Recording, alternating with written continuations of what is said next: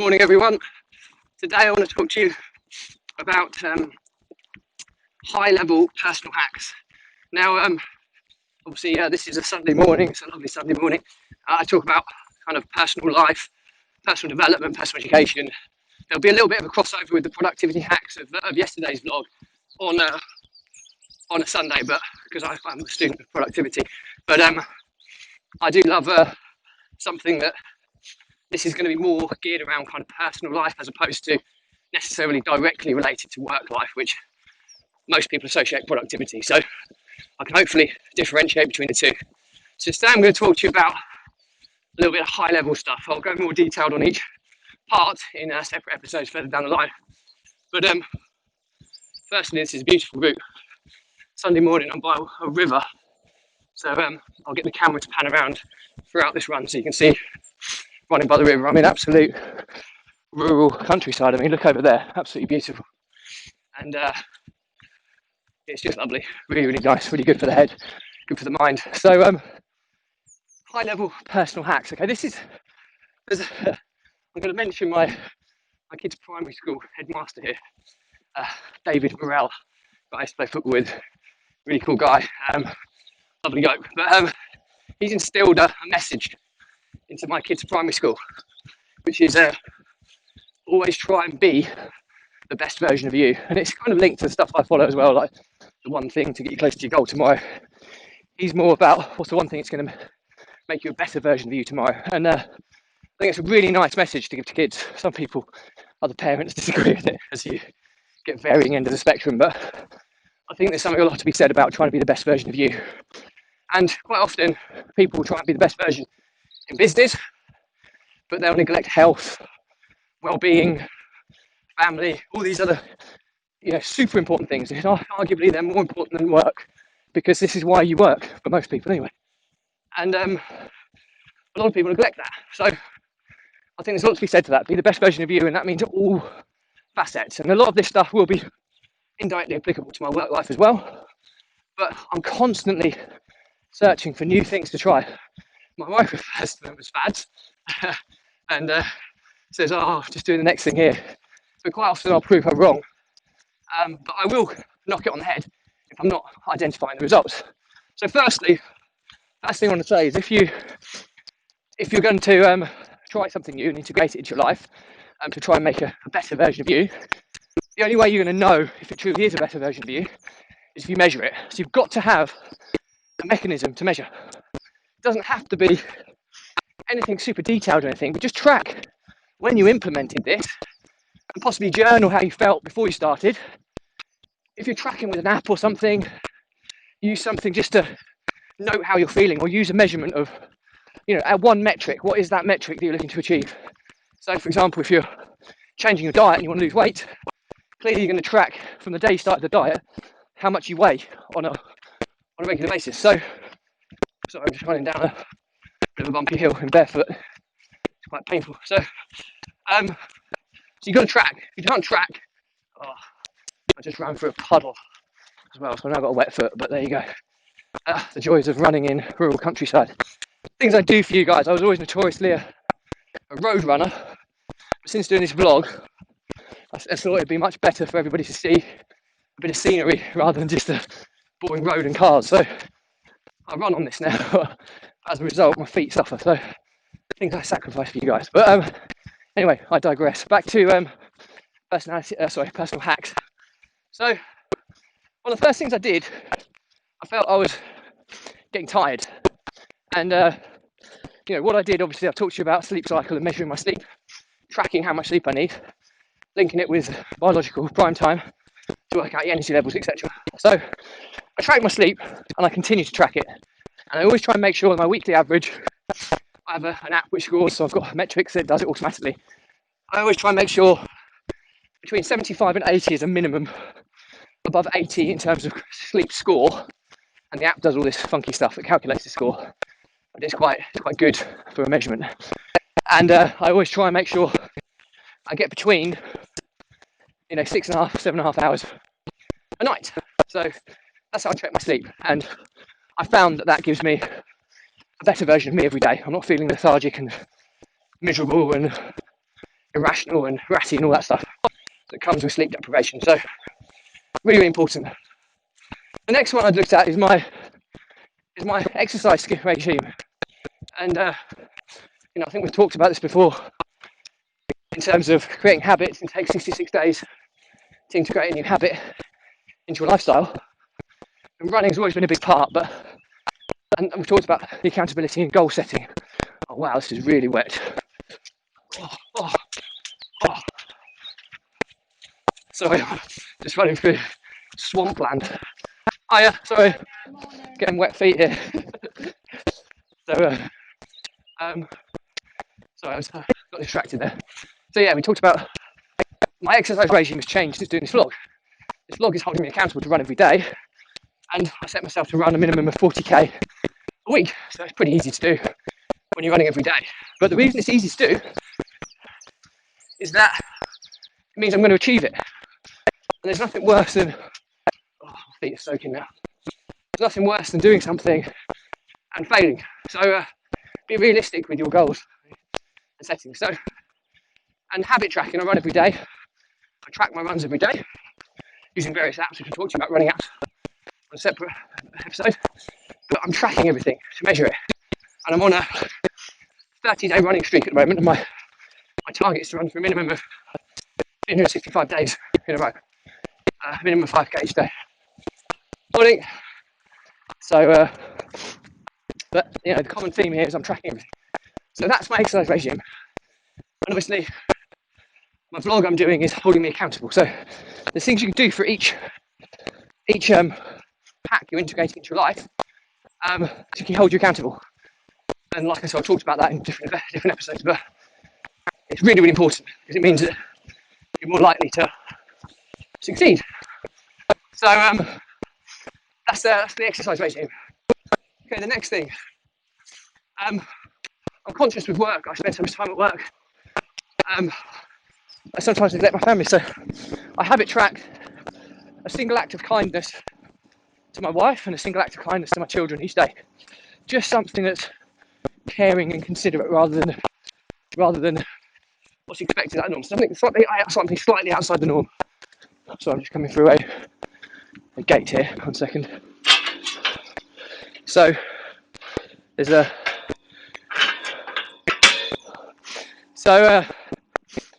and that's just giving me. I've never run this route before, so I'm soaked. My legs are sore with all the shrubbery I'm running through, but by and by. So those two things, I'm tracking them. Now it's sad to say that at the moment I don't manage to do them every day, because some days, you get so busy and you forget. But I'm consciously aware now, so I'm making a more concerted effort, and I need to do it for 66 days straight to be a reinforced habit into my daily life. So that's another thing I'm doing about my family, which is super, super important. They're highest level, and sometimes my highest value, and sometimes they don't take priority as the highest value should. And that's something that I'm aware of and I need to correct. So the next one is health for yourself. Talked about exercise. What about general health? Now I've tried all sorts of different diets to try and get enhanced energy levels and these types of things. And I'm still continuing to trial as we go. But I'm constantly measuring. So firstly, there's so many different diets and things out there. And I'm not doing it for weight loss. I'm doing it for how I feel. So it's not a diet, it's a lifestyle change. That's really, really important. Diets normally have a start and end date. Lifestyle changes don't have an end date, so they're continuous. So really, really important, I think, to differentiate there. But diet's really key. I mean, at one point I was consuming probably 5 cups of strong black coffee. I mean, not proper ground stuff that I've ground the beans and through a coffee machine. So it wasn't the instant stuff. So I'm just going to pick something out of my toe from running here. Again, I've talked to you about this. This will be a common theme. That's something that is in between my two toes because I wear barefoot running shoes. So there's a common theme here that I was trying caffeine. I was drinking kind of 5 big cups a day, and it was only when my mum took my blood pressure once after a cup of caffeine, just to show me the impact that caffeine has on you. my blood pressure and heart rate shot up after a shot of this coffee. Bear in mind, I was having 5 cups of it, or mugs, should I say. I wasn't getting a benefit. It's as if my body had built a tolerance to it. So I wasn't feeling any more energetic. Now, so I canned caffeine and measured my energy level, see if I noticed anything. I didn't notice a blind bit of difference. So instantly, caffeine's a drug, so I just removed that from my daily life. And the only occasion I have a cup of coffee, so I do like to taste coffee. But it kind of links to my next personal hack, which holds me accountable for that, really, is I have a cup of coffee when I feel like it, because I like it, but I will also have caffeine shot when I'm about to run a marathon or something along those lines before I start, because that's a bit of evidence that shows that works. Now, I don't know that it works for me, but I don't really like testing stuff out doing marathon races. I rarely run marathon distance and training. My training plan's very different. I'll talk to you about my training plan in a future running episode. So the fear of not doing it and having ramifications on a marathon run are not worth it. So I take caffeine before a marathon run regardless. So that's the contrary to the rule. Otherwise, I've eliminated caffeine. The next thing wasn't getting enough hydration. You know, what our bodies, can't remember what the stat is, but super high percentage of my body is the water. So I need to make sure I'm getting enough of it. People talk the need to get kind of a couple of litres a day from fluids and water and fluids from food and stuff, etc. But I was probably doing that most days, but I was drinking very little water. Because whenever I'd go for a drink, it'd be coffee or a tea, which, okay, is fluid. And okay, the calorie intake is super low if you drink it black, which I do. But I question whether it's doing as much good for me as the water, and a lot of evidence suggests it wasn't. So I switched back to water. Started by buying a 2 litre water bottle, drinking 2 litres a day, and measuring. And even after all that water, I was still feeling a little bit dehydrated. You know, I was dry mouth sometimes, and also the colour of your urine, without getting too descriptive, is a good indication of how hydrated you are. So what I do, I read up on it, and there's a lot of people that do a lot of exercise recommend you should drink a gallon of water, which I think, if I do the conversion right, it's 3.7 litres a day. So I now do 2 of those, well, just under 2 of the 4 litre, the 2 litre jugs a day. So my accountability is drinking 1 gallon of water a day, 3.7 litres every day. And I've been doing that for God knows how long. I haven't felt dehydrated since. I'm always hydrated, and I feel better for it. So again, I've measured that, and I've looked at the metrics of colour of urine, dryness of mouth, and that's fixed it. So I've introduced that into my life. The next is eating. Now, I'm very easily influenced, like my wife will say, but it's not being influenced, it's to test and measure and see if it works. Prove the concept right or wrong. I watched a couple of high-level documentaries on eating habits. One was called Game Changers on Netflix, both on Netflix.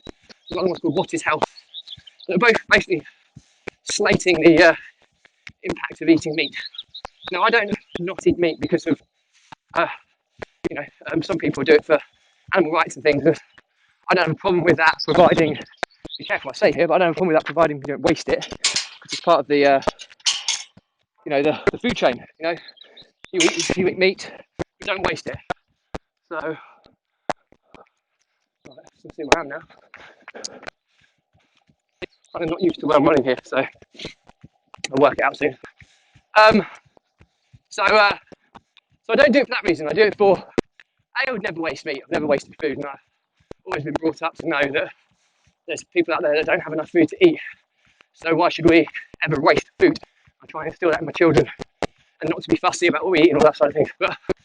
But for personal health related, impact, I stopped eating meat, and I started completely vegetarian. I wanted to go vegan, but when you've got a young family and your wife does a lot of the cooking, it's not fair, and I don't have the time to prepare my meat all meals and set everything myself. I'm going to consider it later with a subscription meal plan, but it has to fit with my family life and not cause disruption. So I started vegetarian.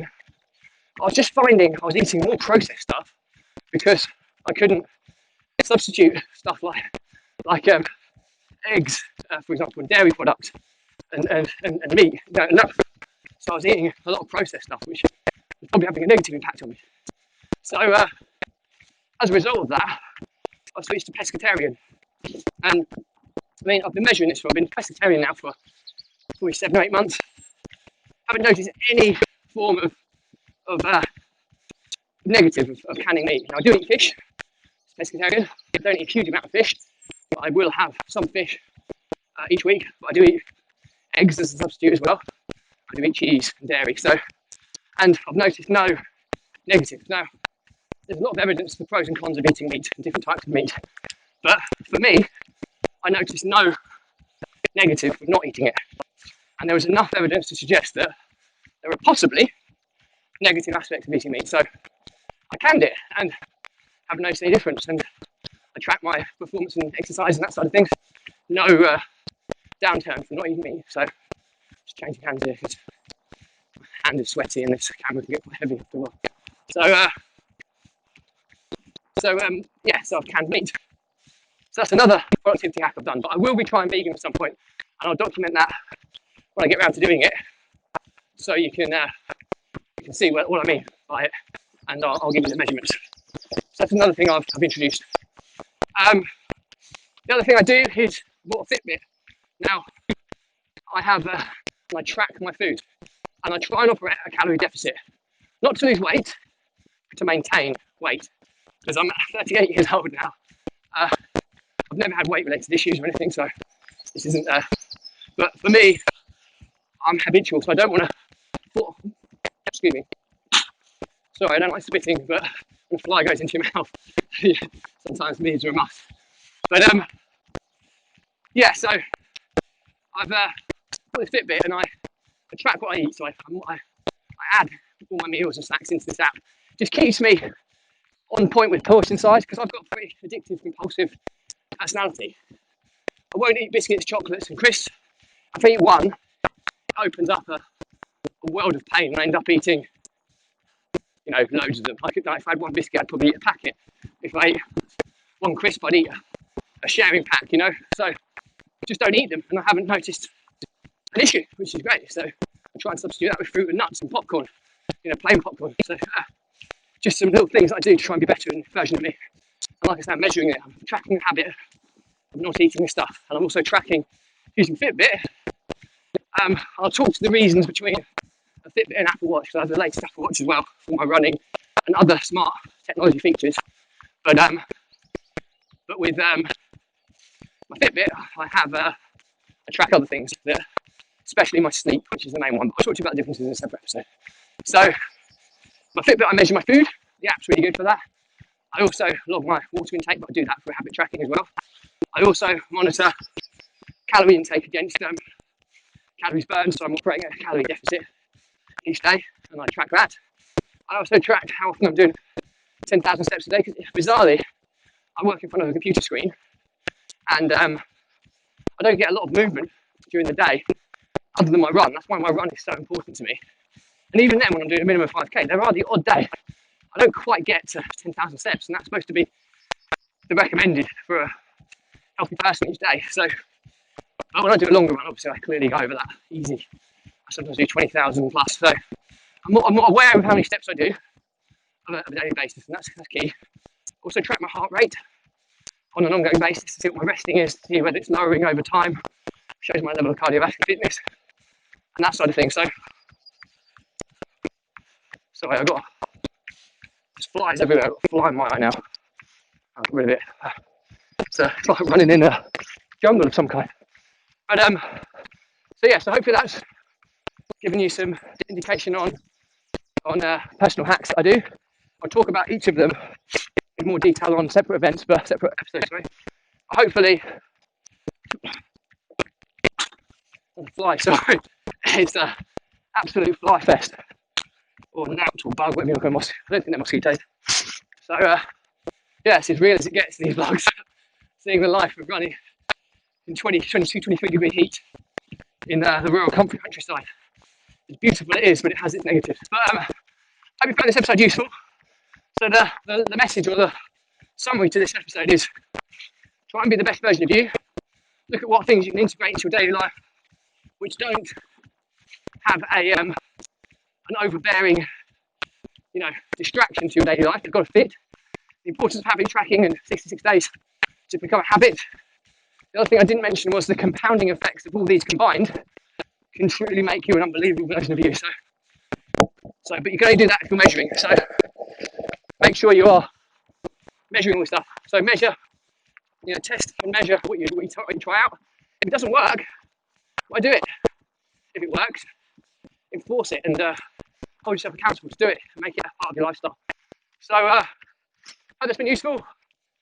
I'm going to run home and have a cold shower and a well-deserved lunch. So nice speaking to you all. Stay positive. Please like, share, comment, and anything you want to add into my episodes, just mention it. I'll add it to my content plan. And yeah, speak to you all very soon.